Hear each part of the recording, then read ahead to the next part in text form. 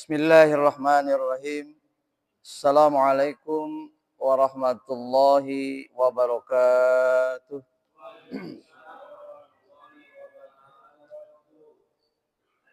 Alhamdulillahi rabbil alamin. Wassalatu wassalamu ala asrafil mursalin. Sayyidina wa habibina wa syafi'ina wa maulana Muhammadin.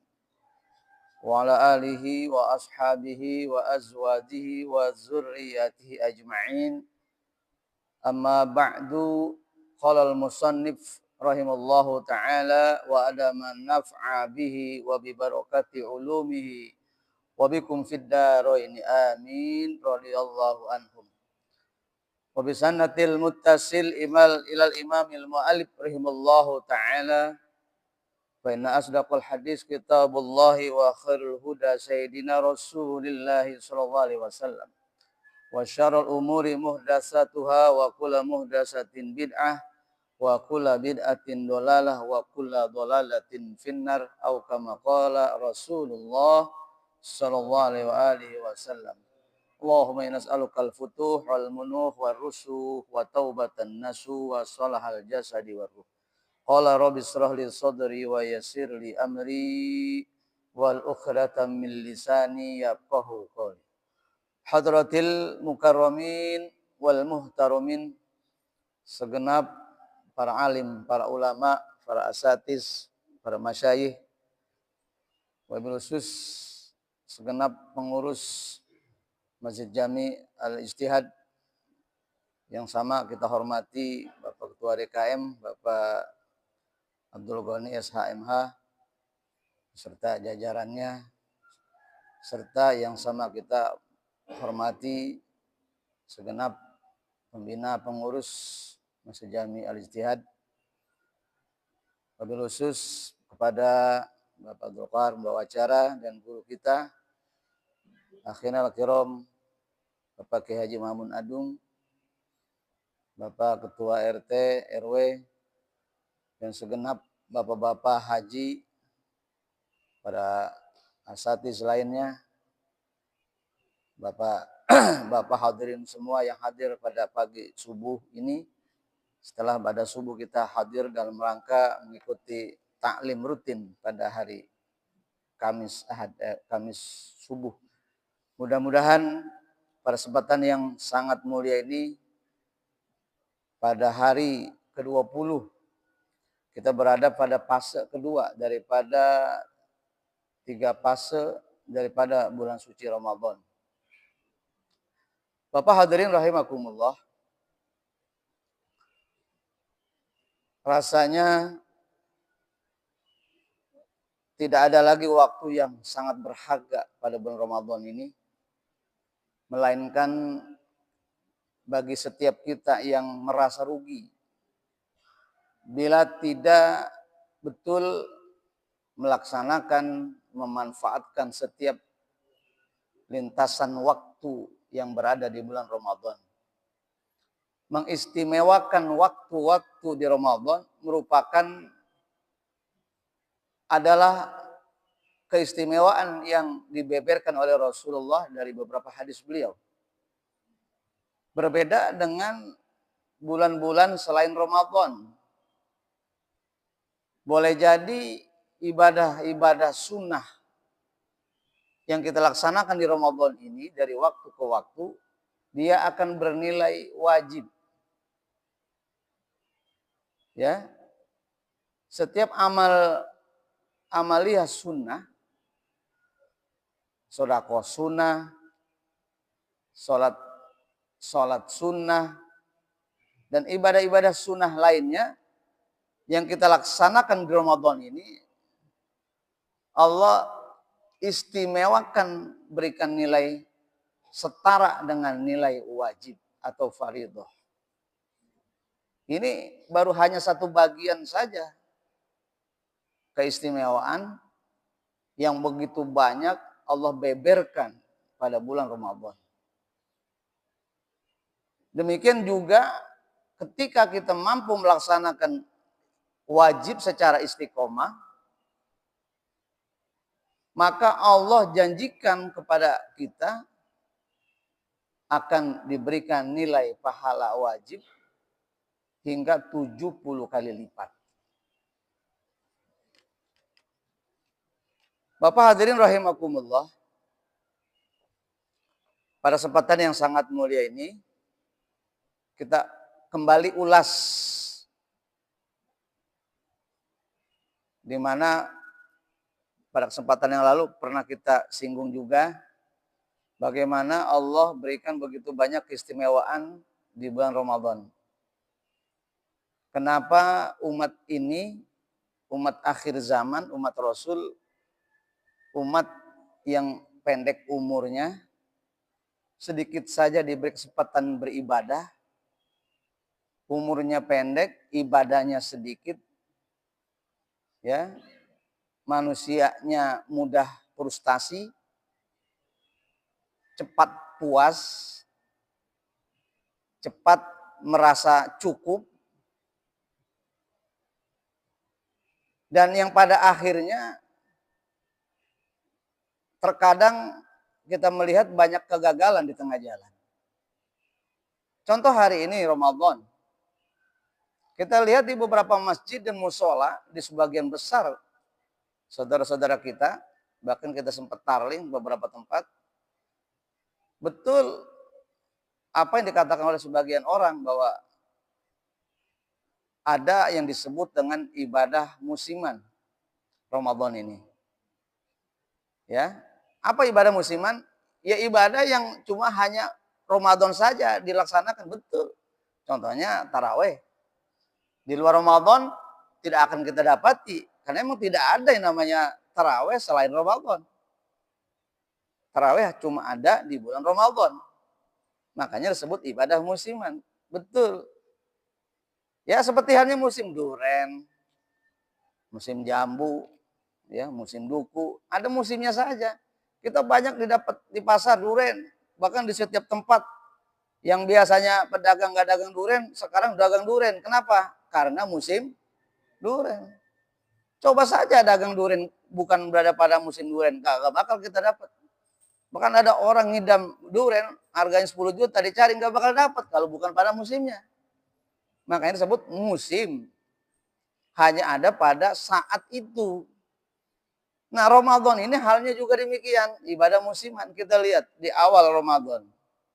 Tanggal 1, tanggal 2, tanggal 3, malam ke-4, malam ke-5 sampai biasanya maksimal sampai malam ke-15 sebelum kunut. Ya, sampai pada malam kunut karena ada kunut. Masjid-masjid masih terasa sempit. Masjid besar sempit karena begitu banyak membludak jamaahnya. Jamaah sholat sunat taraweh. Di musola-musola penuh. Bahkan panitia sempat sibuk. Ya, nyiapin hambal karpet sampai keluar-keluar. Luar biasa. Semaraknya, syiarnya luar biasa. Awaluhu pada awal-awal Ramadan. Tapi hari ini pada malam ke-20 kita lihat miris. Masjid yang awalnya kita lihat begitu sempit, luas tapi terasa sempit karena penuh sesak orang yang sholat taraweh. Hari ini kita lihat masjid kembali terasa lega, luas kayak lapangan bola. Pada kemana jamaahnya? Ya, dan ini terjadi tahun demi tahun seperti ini. Inilah yang disebut dengan ibadah musiman. Padahal justru kenapa ulama ya mencontohkan, membolehkan, bahkan ada yang mensunahkan baca kunut pada tanggal 15. Jangan diiringi membaca doa kunut ya. Pertanda betapa ke depan tanggal 16 sampai tanggal 30 Ramadan perjuangan semakin menukik ke atas, semakin berat. Makanya dianjurkan baca kunut. Kunut artinya semakin lekat, semakin hati-hati dengan ibadah-ibadah kita pada hari-hari berikutnya Ramadan. Banyak yang berguguran di tengah jalan. Banyak yang sudah selesai, dianggap sudah 16 hari tarawih cukup sudah. Ya. cukup mewakili 30 malam. Padahal Ramadan itu jumlahnya 30 malam, ada 29 malam. Barulah sempurna namanya Ramadan. Ya. Enggak bisa mendapatkan sebuah prestasi yang besar, mendapat titel takwa hanya beroleh ibadah taraweh pada malam ke-16, tidak menuntaskan sampai akhir, tidak akan pernah dapat. Makanya Allah pilih orang-orang yang sukses mendapatkan titel takwa, orang-orang yang beriman. Selain orang beriman tidak akan pernah mampu.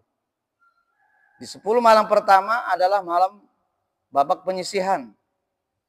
Ya, orang-orang yang memang dari yang kecil, yang imannya bagus, imannya kuat, imannya mantap, kumpul sama-sama di 10 malam pertama. Bahkan yang sekedar ibadah, yang baru hanya kenal kakinya masuk ke masjid, kumpul pada tanggal 1 sampai malam 10. Di malam ke-20 mulai dipilih. Karena udah masuk pada stage atau sesi semifinal. Ya, babak penyisihan, 10 malam kedua semifinal. Biasanya orang-orang yang kurang kuat imannya mundur teratur. Hilang tanpa jejak. Ya, pergi tanpa permisi. Ya, di 10 malam pertama. Biasanya di 10 malam pertama yang ramai bukan lagi masjid, bukan lagi musola, tapi mulai yang ramai mal-mal. Ya. Supermarket, mal-mal, pasar-pasar, itu yang ramai 10 malam pertama. Pada kemana jemaah? Cari di mal pasti banyak. Ya, yang lebih miris lagi di akhir-akhir perjuangan menggapai takwa, di ujung-ujung, di injury time, di waktu-waktu terakhir kita mendapat titel itu, kita mau peroleh, mau keluar kita menjadi manusia sempurna, kita justru nggak ada di wilayah Allah. Di wilayah di mana Allah sudah menyiapkan piala-piala bagi para pemenang. Justru nggak ada pesertanya. Di babak-babak final, cuma segelintir manusia yang mampu, yang duduk bersimpuh dan istiqomah, menuntaskan Ramadan sampai walitukabbirullaha ala ma hadakum wa la'allakum tashkurun. Hanya segelintir manusia yang dipilih Allah. Inilah betapa beratnya Ramadan. Kenapa diturunkan cuma 1 kali dalam 12 bulan? Teristimewa lagi Ramadan. Bukan hanya ibadahnya yang dibuka selebar-lebarnya oleh Allah. Ibadah 1 tapi bernilai sampai 70 kali, sampai berlipat 700 kali lipat. Ibadah sunnah, pahalanya wajib. Coba bayangin Pak, sholat sunnah pahalanya wajib. Qobliyah dapat pahala wajib. Sholat wajib berjamaah dilipat gandakan, bukan lagi 27 tapi 70 kali lipat derajat. Ini hanya ada di Ramadan.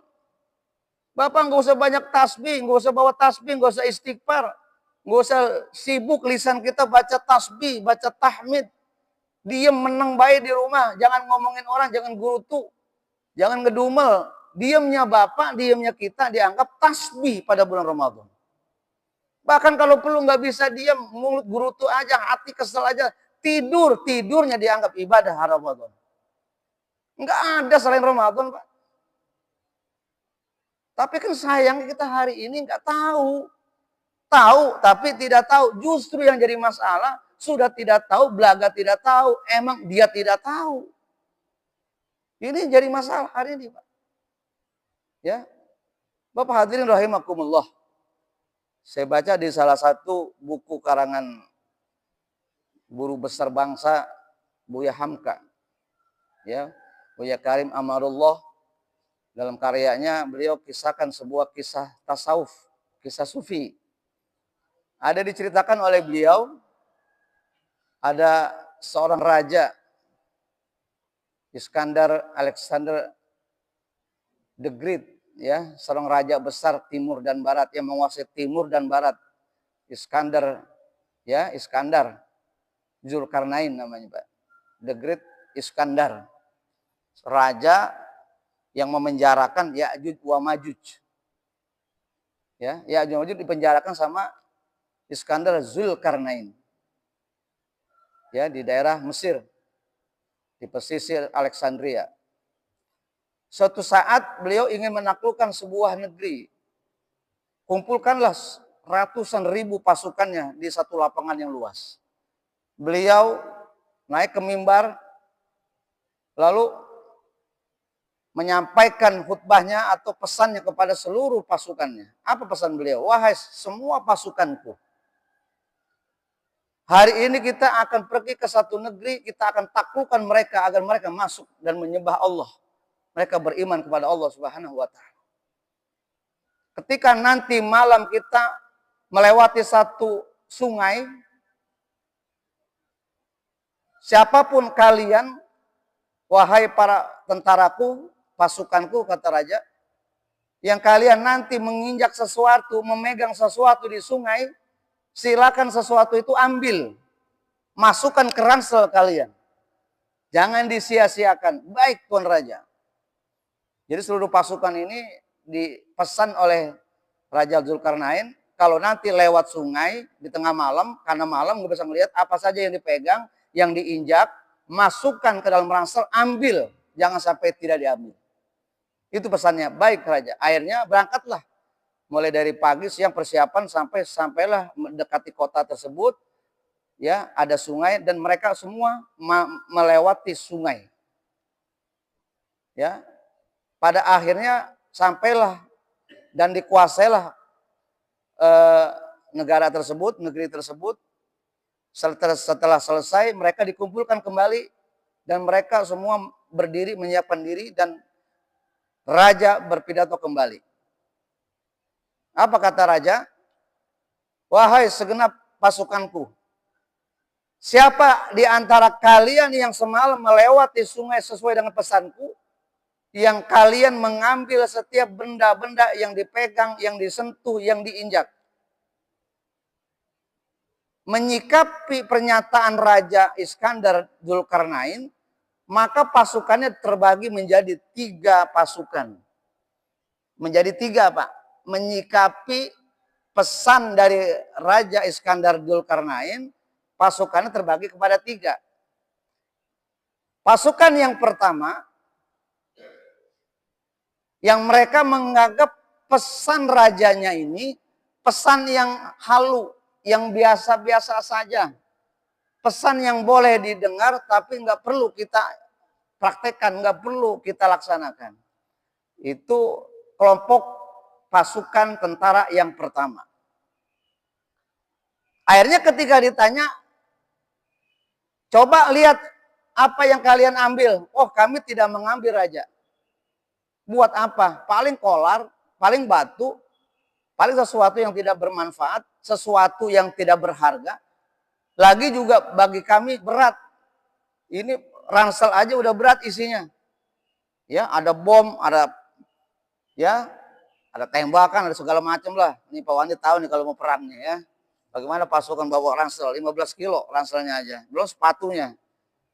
Kata dia hanya bikin beban kami saja buat apa, kata dia. Paling kolar itu batu, kata dia. Itu yang pertama. Jadi satu kelompok tentara raja ini menganggap pesan dari rajanya dianggap sepele. Cuma memberatkan saja dalam perjalanan. Akhirnya ternyata mereka tidak ngambil sebutir pun yang dia dapati, yang mereka injak, yang mereka pegang di sungai tersebut. Ya. Terus yang kedua, pasukan yang kedua, betul mereka menganggap penting, benar apa yang disampaikan oleh rajanya. Tapi bagi mereka tidak semestinya harus semuanya dilaksanakan. Yang penting-penting aja. Boleh jadi itu penting. Ya sedikit saja ambillah. Ala kadarnya aja. Ada yang ambil sebutir, 2 butir, 3 butir. Nggak perlu banyak-banyak. Sekedar apa yang disampaikan oleh rajanya adalah sesuatu yang perlu kita taati, perlu kita dengar. Siapa tahu ada manfaatnya. Diambillah sebutir, 2 butir, taruh ransel. Makanya kata raja, Coba kalian yang betul mengambil batu-batu atau apapun yang kalian lewati di sungai tersebut, coba lihat sekarang. Kalian buka ranselnya. Ketika mereka membuka ranselnya dari batu-batu apapun yang mereka ambil, ternyata adalah intan berlian. Emas, intan, dan berlian luar biasa. Apa kata yang dapat? Yang cuma sebutir-butir, nyesel, kenapa nggak mesti harus banyak, penuhin ransel saya, isi semuanya. Nyesel, Pak. Yang paling nyesel lagi kelompok yang pertama, tidak sebutir pun mereka ngambil. Subhanallah. Lihat Pak, ini pesan tasawuf, pesan sufi. Dan peristiwa ini terjadi, makanya dikisahkan kembali. Lalu kelompok yang ketiga, kelompok ini yang betul-betul sami'na wa ta'na. Apa yang disampaikan oleh rajanya adalah titah baginda. Wajib dilaksanakan. Apapun, sekalipun kita urusannya nyawa, urusannya nyeblung, siap kita laksanakan. Maka kelompok yang ketiga rata-rata isi ranselnya penuh, Pak, sama benda-benda yang dimasukkan ke dalam ranselnya. Isinya semuanya berlian semua, Pak. Masya Allah. Makanya tentara yang model begini, selesai dia pensiun, dia kaya, Pak. Nggak korupsi. Ya, betul cara nyari duitnya, begitu Pak. Dia bahagia karena taat sama komandannya. Taat sama panglima pasukannya. Taat sama pimpinannya. Taat sama presidennya. Ini Pak ya. Ini contoh. Apa hikmah yang kita ambil dari peristiwa ya titah Raja Iskandar Dzulkarnain?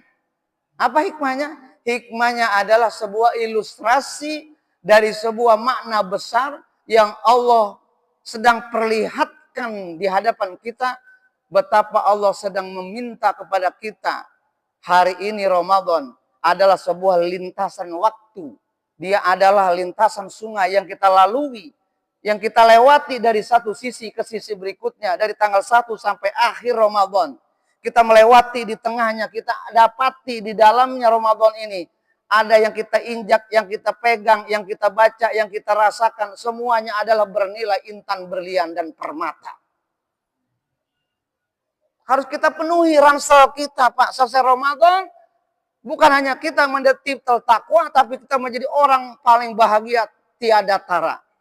Orang paling kaya tiada tara. Kaya memang bukan harta, tapi kaya kebahagiaan. Karena hari ini kita dapat ridho Allah, mendapatkan surganya Allah Subhanahu wa ta'ala. Inilah hikmah tasawuf yang harusnya Ramadan menjadi pelajaran mahal buat kita. Coba kita lihat perjalanan waktu dari awal sampai akhir. Ya, terbagi Ramadan. Walau kata sebagian ulama ahli hadis yang mengatakan hadis membagi Ramadan kepada 3 adalah maudhu, hadis palsu, tapi banyak sisi benarnya. Ya, memang Ramadan di 10 malam pertama bukan hanya diisi dengan rahmat. Rahmat bukan hanya 10 malam. Seluruh waktu dia awal sampai akhir Ramadan isinya rahmat. Rahmat bukan hanya di 10 malam pertama. Lalu di malam kedua, 10 kedua adalah maghfirah, ampunan bukan hanya di 10 malam. Tapi ampunan Ramadan itu dari mulai setar awal Ramadan sampai akhir Ramadan adalah maghfirah. Makanya man soma wa qoma ramadhana imanan wa ihtisaban ghufira lahu ma taqaddama min dzambi. Siapa orang yang soma berpuasa, qoma melaksanakan ibadah Ramadan, imanan yakin, hakul yakin, ihtisaban li talabil ajri, betul-betul mengharapkan pahala dari Allah, ridho dari Allah, ghufira, ya, dia adalah dum awalu wa kusira ma qoblal akhir.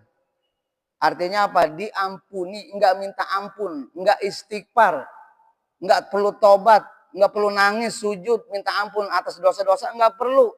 Puasa yang benar, ibadah yang benar, perbaiki ibadah. Maka otomatis Allah ampuni dosa kita. Mulai kapan?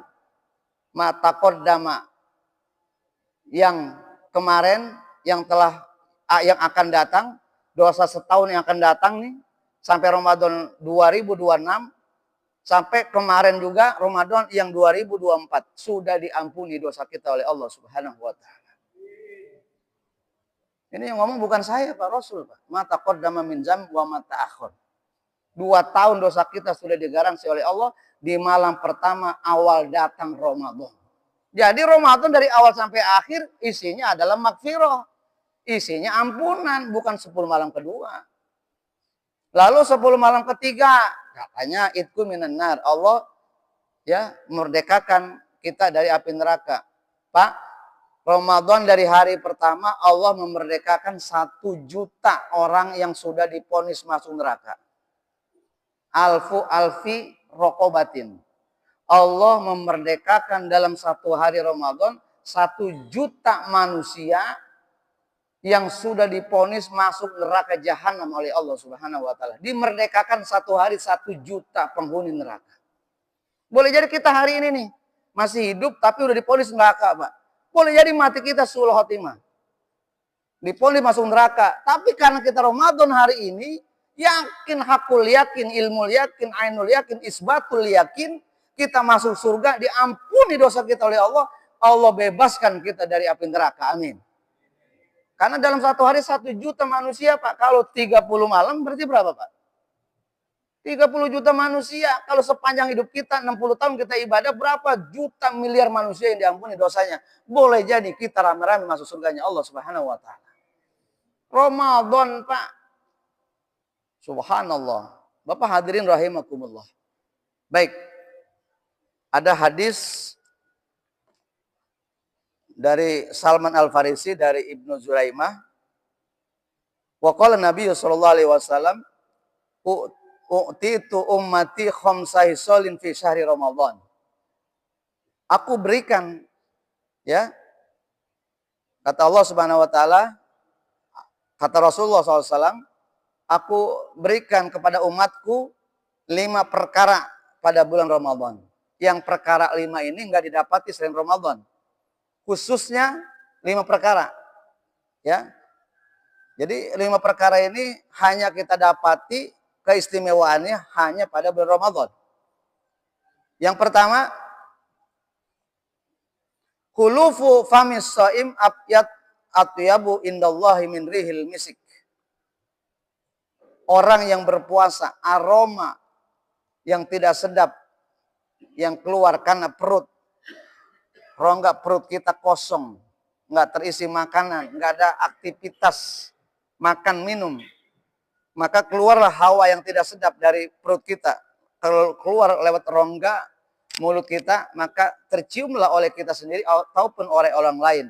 Suasana yang tidak nyaman itu pada bulan Ramadan, maka hal itu kata Rasulullah di sisi Allah, aura yang tidak baik tadi, aroma yang tidak baik tadi, maka di sisi Allah dia lebih wangi dari baunya misik. Subhanallah, yang wangi. Ya. Apalagi kebiasaan kita nih. Ya, yang senang sahur pakai jengkol, pakai pete dah. Kemudian nyikat giginya nggak bersih, udah, jangan lagi siang pagi aja udah suasananya udah kagak nyaman kita, Pak. Ya. Mesti harus juga hati-hati walaupun ada hadis demikian, Pak, ya. La khulufu famis shaim atyab indallahi min rihil misik. Baunya mulut orang yang berpuasa ya karena proses perut. Ya. Kotoran yang ada di perut diproses lalu keluarlah baunya lewat rongga mulut kita. Terciumlah. Itu kata Allah, kata Rasulullah, dia jauh lebih wangi dari wanginya kesturi yang ada di surganya Allah Subhanahu wa taala. Ya. Itu yang pertama. Yang kedua, wastaghfiru lahumul malaikah hatta yafturu. Di awal Ramadan sampai akhir Ramadan seperti tadi saya bilang, tidak perlu capek-capek banyak istighfar 1000 kali, 2000 kali. Ya. Enggak perlu baca istighfar. Kenapa? Allah sudah siapkan para pewakil-pewakil Allah, yaitu para malaikat mewakili kita datang ke hadapan Allah. Dia datang ke hadapan Allah, dia berdoa, doanya cuma satu, ya Allah ampuni dosa si Fulan bin Fulan yang sedang melaksanakan puasa. Ya, tastaghfiru lahumul malaika hatta yabtu. Sampai kapan malaikat berdoa di hadapan Allah, mereka sujud di hadapan Allah, mereka angkat tangan mereka di hadapan Allah agar si Fulan bin Fulan yang sedang puasa diampuni dosanya, enggak tersisa sedikit pun. Sampai kapan? Sampai dia mulai berbuka puasa. Selesai, itu sudah tugas malaikat. Sampai kapan? Sampai takbir nanti kita setelah Ramadan. Jadi kita ini Masya Allah makhluk yang paling istimewa, Pak. Pantasan Nabi Musa berujar di hadapan Allah, ya Allah, ya Rabb, ada nggak manusia yang lebih mulia dari saya? Adakah manusia yang bisa dialog dengan engkau tanpa jarak? Adakah manusia yang punya derajatnya sama, derajatnya nanti di surga bersama saya? Ada nggak? Sombongnya Nabi Musa, nggak ada. Kata Allah, ada wahai Musa. Langsung Allah sanggah. Ada. Siapa dia gerangan manusia yang mulia tadi? Yang dia setara dengan saya, bahkan dia lebih mulia dari engkau, dari saya. Saya berdialog dengan engkau masih ada jarak ribu kilometer jarak antara saya dengan engkau ya Allah. Tapi kata Allah, umat di akhir zaman nanti dia berdialog dengan aku tanpa ada jarak selembar helai pun, kata Allah Subhanahu wa taala. Masya Allah. Siapa dia? Dia adalah umat Rasulullah. Mereka hidup di akhir zaman. Yang umur mereka pendek, usia mereka pendek, amal mereka sedikit, tapi pengen yang masuk surga. Itu kata Allah ya. Dialah umat Rasulullah di akhir zaman. Makanya Nabi Musa iri sama kita, Pak. Masya Allah Akbar ya. Kemudian yang ketiga Pak, istimewa. Wa tastaghfiru lahumul wa tuspadu fihi mardatus syayatin. Ya. Wa tuspadu atau wasupidatis syayatin di hadis yang lain. Setan di Ramadan ini semuanya ya, dari mulai bapaknya, emaknya, anaknya, cucunya, cicitnya, semuanya hari ini di penjara. Mereka dikunci di satu penjara yang khusus buat para setan dan para iblis. Mereka tidak keluar, nggak bisa menggoda umat Rasul yang sedang berpuasa. Subhanallah. Ya, tapi walaupun demikian, hadis ini benar adanya. Kita bisa melihat praktek dalam keseharian di lingkungan kita, di masyarakat kita, di tengah jalan, di pasar-pasar, di mal-mal. Kita lihat suasana Ramadan, bukan lagi suasana Ramadan. Sama saja sama suasana bulan puasa biasa. Kenapa? Yang orang rokok cuek saja, yang makan biasa-biasa saja, yang sedang ngopi di mal-mal, di kafe-kafe biasa aja. Padahal orang yang berpuasa di tengah orang-orang yang sedang berpuasa, tanpa rasa malu sedikit pun, itu setara sama perbuatan dengan setan dan iblis. Berarti setan pada ngopi, setan pada ngerokok, setan pada jalan-jalan, kakinya doang kelihatan. Ya di pagi hari sampai di siang hari pada bulan Ramadan. Itu setan kagak dikunci, setan kagak dipenjara, Pak. Ya, suasana Ramadan itu selalu senantiasa terbawa pada setiap jiwa kita yang soleh. Setan tidak akan pernah ada pada jiwa orang-orang yang soleh. Ya, setan terus akan berada selama 12 bulan sampai pada bulan Ramadan bila orang tersebut memang berjiwa setan. Bagaimana setan itu akan mau pergi dari seorang bila ia tidak beriman, dia tidak takwa, dia tidak pernah ibadah, dia tidak pernah sholat, dia pernah tidak ibadah-ibadah lainnya. Makanya ketika Ramadan, ya setara juga dengan setan. Subhanallah, ya. Jadi makanya suasana Ramadan ini bagaimana caranya dalam hidup kita bawa dalam suasana keseharian dalam hidup kita selama 12 bulan. Insya Allah setan-setan tidak akan bergentayangan. Terutama di tubuh kita. Ya. Dan yang terakhir Pak. Wa zainullahu kula yaumil aljannata wa yaquluna yusiku ya ibadi as-solihun ayakufa anhumusu wal adha. Dan yang keempat, Allah Subhanahu wa taala setiap saat menghias seluruh pintu-pintu surga dan isinya.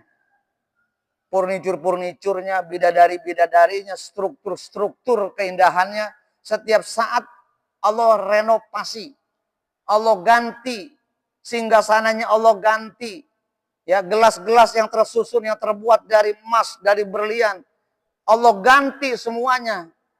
Ya, bejana-bejana yang luar biasa, tempat tidur yang luar biasa. Ya, semuanya selama Ramadan setiap saat, setiap waktu diganti dengan yang baru. Bertanyalah malaikat, ini buat apa sebetulnya? Yang lama aja belum dipakai. Kasur-kasur yang luar biasa ini belum dipakai. Bejana-bejana minuman yang terbuat dari emas dan perak belum pernah ada yang minum. Kenapa kau ganti setiap hari? Kata Allah apa? Aku sedang menghormati para tamu muliaku. Siapa dia? Dia adalah para puasa-puasa Ramadan. Orang yang berpuasa pada Ramadan adalah tamu-tamunya Allah yang sudah siapkan di surga-surga yang setiap saat diganti seluruh peralatan dan furniturnya. Subhanallah Akbar. Sudah disiapin Pak surganya buat kita. Amin. Dan yang terakhir, ya, makanya tolong, kata Rasulullah SAW, selama Ramadan yang biasa bergunjing, berhenti bergunjing. Yang biasa menyakiti orang, ayakufa, tinggalkan. Wal ada, ngomongin orang, nasihatin orang, bikin kesel orang, kurangin. Kalau perlu tinggalkan.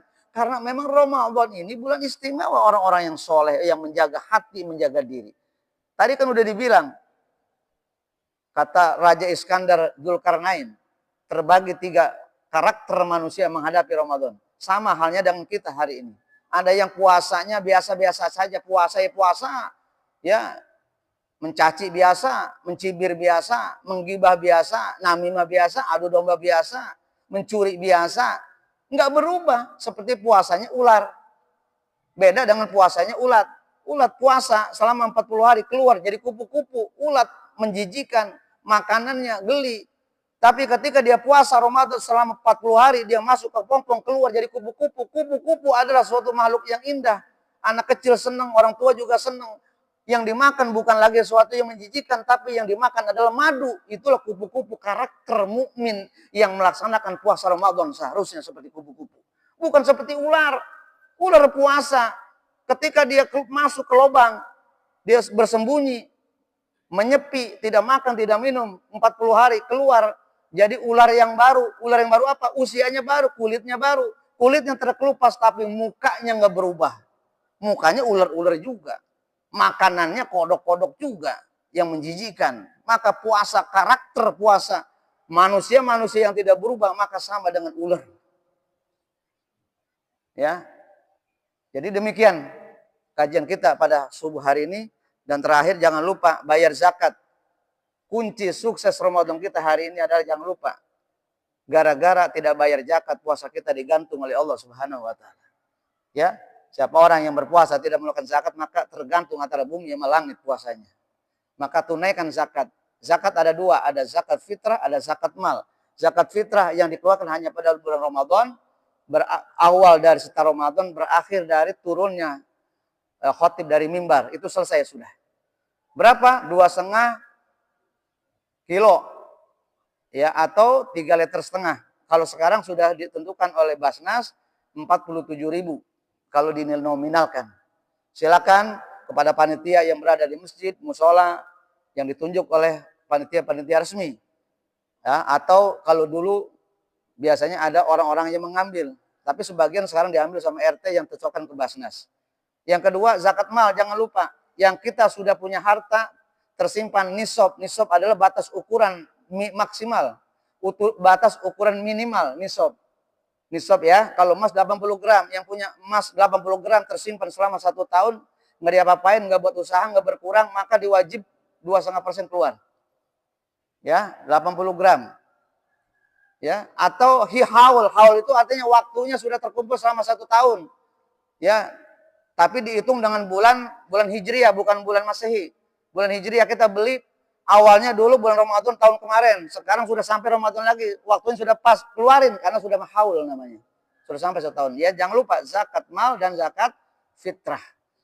Demikian yang dapat saya sampaikan, mudah-mudahan manfaatnya. Insya Allah kita akan gapai Ramadan dengan mendapat gapaian yaitu malam Lailatul Qadar. 10 malam terakhir, ayo kita sama-sama itikaf di masjid musola, kita datangi masjid, kita laksanakan. kita sing-singkan baju kita, kain kita, izin dengan keluarga, datang ke masjid, pulang dari awal sampai subuh, insya Allah atamat lail fajr kita akan dapatkan malam Lailatul Qadar. Demikian, terima kasih. Lebih kurang saya mohon maaf. Hadanallahu wa iyyakum ajma'in. Assalamualaikum warahmatullahi wabarakatuh.